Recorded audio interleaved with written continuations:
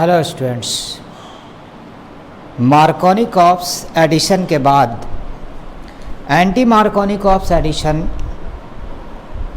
समझा जाए कि एंटी मार्कोनी-कॉप्स एडिशन में क्या होता है। याद होगा मेरे पहले वीडियो में आपने देखा होगा कि मार्कोनी-कॉप्स एडिशन में नेगेटिव पार्ट वहाँ जाता है जहाँ हाइड्रोजन की कमी होती है। वहाँ पर मैकेनिज्म इलेक्ट्रोफिलिक एडिशन रिएक्शन के थ्रू प्रोसीड करता है। मतलब पहले H+ अटैक करता है फॉलोड बाय न्यूक्लियोफाइल Br-। यहाँ पर जो प्रोडक्ट बन रहा है वो बन रहा है CH3 CH2 CH2 Br। इसका मतलब नॉर्मल प्रोपाइल ब्रोमाइड प्रोडक्ट है इस केस में। अब सवाल ये है कि ऐसा क्यों हुआ और कैसे हुआ। ये रिएक्शन ऑर्गेनिक पेरोक्साइड के प्रेजेंस में होता है और यहाँ पर मैकेनिज्म फ्री रेडिकल मैकेनिज्म होता है। That is it is a case of free radical addition reaction. देखो ये पॉइंट्स है। Addition occurs anti to Markovnikov's rule. It is free radical addition in case of addition of HBr।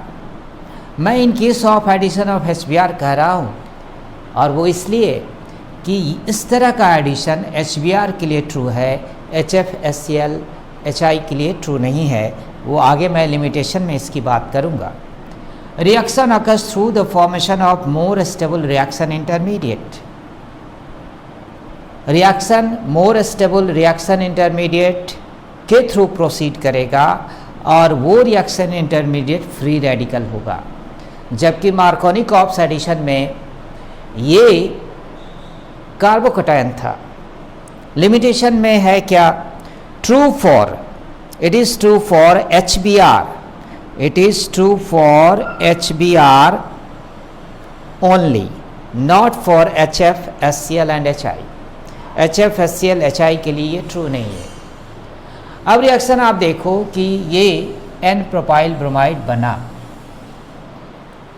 Organic peroxide में मान लो कि आपने लिया है benzoyl peroxide. अब क्यों ऐसा बना? जबकि HBr अगर डायरेक्ट लिया जाए तो Br बीच में आता। इसके पीछे रीज़न ये है कि यहाँ पर पहले इलेक्ट्रोफाइल अटैक किया और ऐसे बॉन्ड ब्रेक करके H+ आयन यहाँ लगा और कार्बोकैटायन यहाँ बना। जबकि इस केस में पहले अटैक करेगा Br फ्री रेडिकल और Br फ्री रेडिकल टर्मिनल पर जाएगा और 2 डिग्री फ्री रेडिकल बनाएगा। यहाँ भी 2 डिग्री कार्बोकैटायन बन रहा था। तो मैकेनिज्म देखे कि मैकेनिज्म के थ्रू कैसे Br टर्मिनल पर जाता है और ज़्यादा स्टेबल रिएक्शन इंटरमीडिएट बनता है। वहाँ पर पहले H गया था, यहाँ पर पहले Br गया, वहाँ पहले H जाके 2 डिग्री कार्बोकैटायन बना, यहाँ पहले Br जाके 2 डिग्री फ्री रेडिकल बनेगा। देखते हैं मैकेनिज्म इसका कैसे प्रोसीड करता है और इसी तरह से आपको समझ में आएगा कि क्यों इस केस में जस्ट उल्टा प्रोडक्ट बनता है मार्कोनी-कॉप्स रूल के। ये देखो, ये C6H5 C double bond O C double bond O C6H5, इसमें होमोलिटिक बॉन्ड फिजन होता है। होमोलिटिक बॉन्ड फिजन होने के बाद 2 मोल C6H5 C double bond O free radical बनता है। इसे कहते हैं बेंजोइल पेरोक्साइड।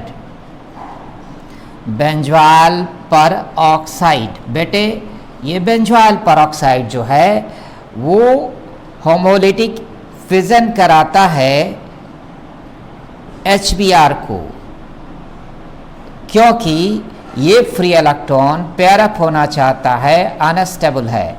ये देखो, इसको होमोलिटिक बॉन्ड फिजन के लिए मजबूर करता है to pair up this free electron और इस तरह से प्रोडक्ट बनता है C6H5 C double bond OH और एक Br फ्री रेडिकल हमें मिल जाता है। बेटे ये फ्री रेडिकल जो है प्रोपीन पर अटैक करता है और प्रोपीन के डबल बॉन्डेड कार्बन को ब्रेक कराता है, इसके पाई बॉन्ड को होमोलिटिकली ब्रेक करने के लिए मजबूर करता है। ये Br फ्री रेडिकल। अब देखो ये Br फ्री रेडिकल जो है ये इस पर जाए या इस पर जाए, अगर इस पर जाता है तो हमें 2 डिग्री फ्री रेडिकल मिलता है, और अगर ये इस पर आता है तो फ्री रेडिकल यहाँ बनता है, तब फ्री रेडिकल 1 डिग्री मिलता है। 2 degree free radical is more stable, इसलिए Br टर्मिनल पर जाता है।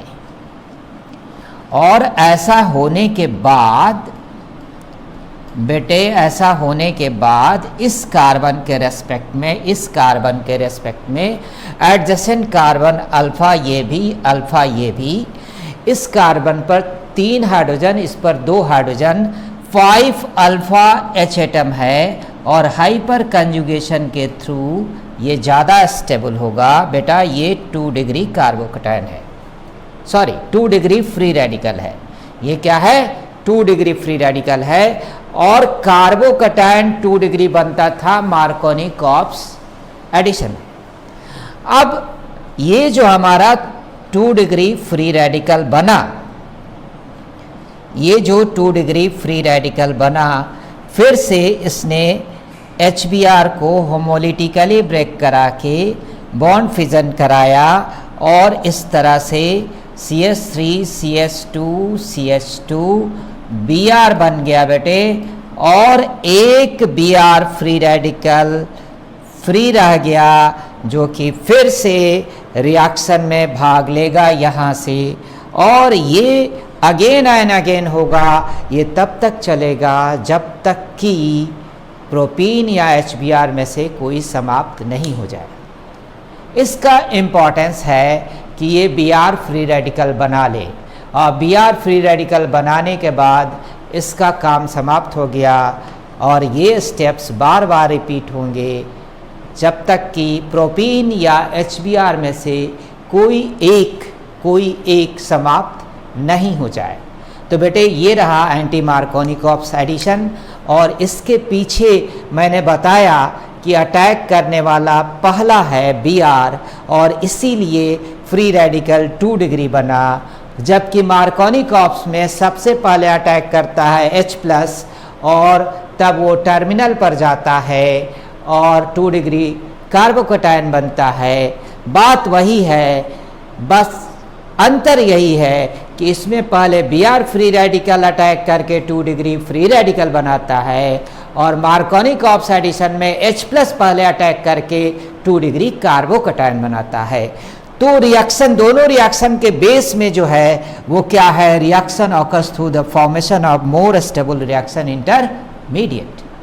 बेटे अब मैं आपको समझाऊंगा कि क्यों HCl, HF और HI के लिए ये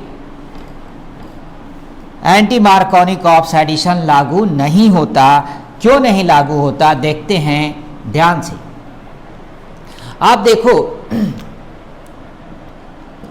HF, HCl, HBr, HI, ये बेटा इंक्रीजिंग बॉन्ड लेंथ है, इंक्रीजिंग बॉन्ड लेंथ, और बॉन्ड लेंथ अगर बढ़ेगा तो बॉन्ड स्ट्रेंथ घटेगा। Decreasing and decreasing bond strength, decreasing bond strength. अब ध्यान से मेरी बात सुनो, HF और HCl के बॉन्ड छोटे हैं, इस बॉन्ड को ब्रेक कराने के लिए ज़्यादा एनर्जी चाहिए, और रिएक्शन के दौरान जो एनर्जी रिलीज होता है इस बॉन्ड को होमोलिटिकली ब्रेक कराने के लिए सफिशिएंट नहीं है। The energy released during reaction is not sufficient to break HF and HCl bond homolytically, इसलिए ये HF HCl पर लागू नहीं होता। रही बात HI की, HI होमोलिटिकली ब्रेक करता है, इसमें कोई संदेह नहीं। HI होमोलिटिकली ब्रेक करता है, इसमें कोई संदेह नहीं, और H free radical plus I free radical बनता है। लेकिन I की टेंडेंसी है आयोडीन मॉलिक्यूल बनाने की, I free radical has tendency to combine with each other to form I2 molecule, और इसीलिए एंटी मार्कोनिकॉप्स एडिशन HI के लिए भी लागू नहीं होता। तो आपने क्या देखा, एंटी मार्कोनिकॉप्स एडिशन सिर्फ और सिर्फ HBr पर लागू हो रहा है, वो भी ऑर्गेनिक पेरोक्साइड के प्रेजेंस में। अब मैंने हेडिंग में कुछ और नाम दे रखा है, मैंने ध्यान से देखना, उस पर भी थोड़ी सी बात कर ली जाए। एक नाम मैंने दिया है एंटी मार्कोनिकॉप्स एडिशन, मतलब मार्कोनिकॉप्स एडिशन के उल्टा एडिशन। दूसरा खरास इफेक्ट, तो खरास साइंटिस्ट का नाम है। तीसरा पेरोक्साइड इफेक्ट, और वो इसलिए कि पेरोक्साइड के प्रेजेंस में ये रिएक्शन होता है। अब मैंने मार्कोनिकॉप्स एडिशन पढ़ाते समय बताया था कि अगर CCl3CH डबल बॉन्ड CH2 ले लिया जाए, मतलब strong minus I effect group लगा दिया जाए, माइनस I इफेक्ट ग्रुप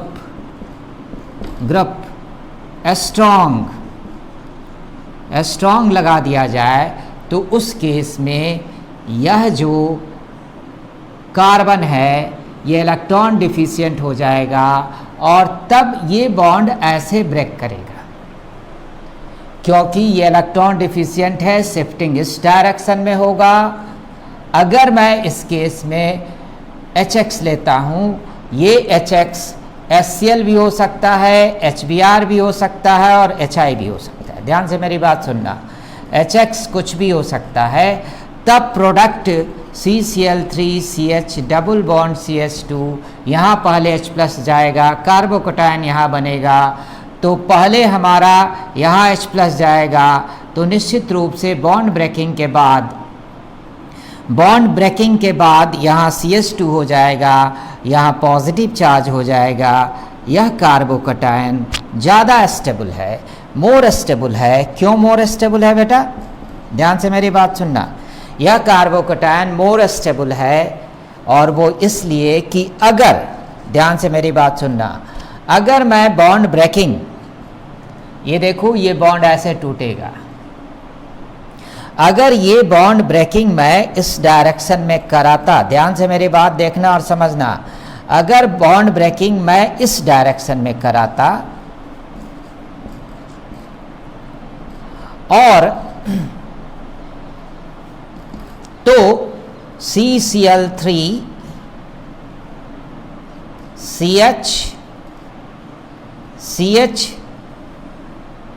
यहाँ पर H प्लस लग जाता और पॉजिटिव चार्ज तब यहाँ डेवलप करता। माइनस I इफेक्ट ग्रुप यहाँ पर है और माइनस I इफेक्ट ग्रुप यहाँ है, तो माइनस I इफेक्ट ग्रुप जो है वो अपनी तरफ इलेक्ट्रॉन खींच के इसको अनस्टेबल बनाता है। तो यहाँ पर माइनस I इफेक्ट ग्रुप ज़्यादा नज़दीक है, तो ये ज़्यादा अपनी तरफ इलेक्ट्रॉन विड्रॉ करके इसे ज़्यादा अनस्टेबल बनाएगा। तो ये अनस्टेबल ज़्यादा होगा क्योंकि माइनस I इफेक्ट ग्रुप नज़दीक है, और ये ज़्यादा स्टेबल होगा क्योंकि माइनस I इफेक्ट ग्रुप दूर है। तो ये जो है मोर स्टेबल रिएक्शन इंटरमीडिएट है। तो H प्लस लगा था यहाँ पर, X माइनस बाहर गया था, और जो X माइनस बाहर गया था बेटा यहाँ लग गया। तो ये एक स्पेशल केस है जिसमें कि एंटी मार्कोनिकॉप्स एडिशन हो रहा है, और इलेक्ट्रोफिलिक एडिशन के थ्रू हो रहा है। और ये HCl के लिए भी ट्रू है, HBr के लिए भी ट्रू है, HI के लिए भी ट्रू है, सबके लिए ट्रू है।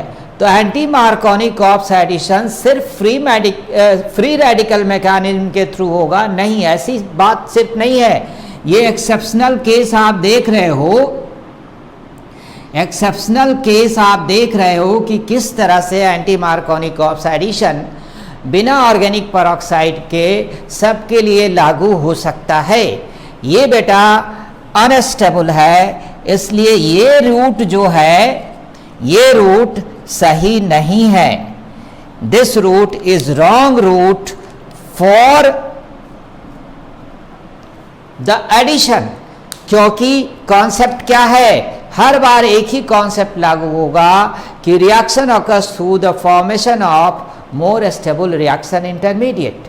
तो आपने देखा एंटी मार्कोनिकॉप्स एडिशन दूसरे तरह से भी हो सकता है, इलेक्ट्रोफिलिक एडिशन से भी हो सकता है।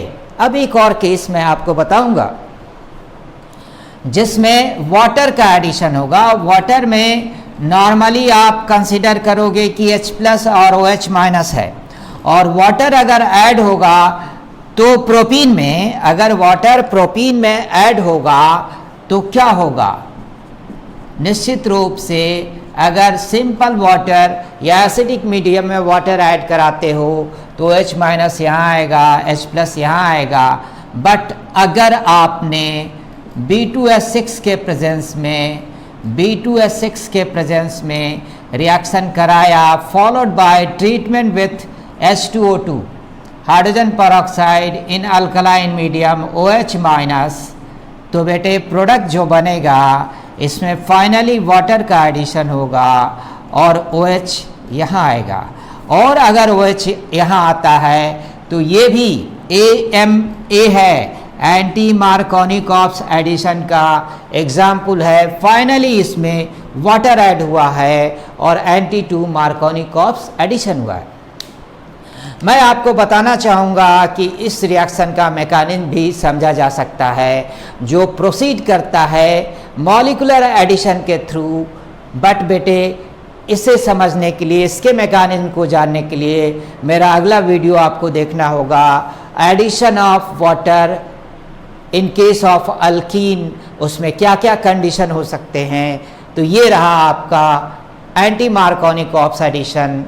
मार्कोनिकॉप्स एडिशन का वीडियो ज़रूर देखें ये वीडियो देखने के पहले, क्योंकि आप मार्कोनिकॉप्स एडिशन जानोगे तभी आप समझोगे कि उसका उल्टा क्या होगा। Thank you very much. आज इस वीडियो में इतना।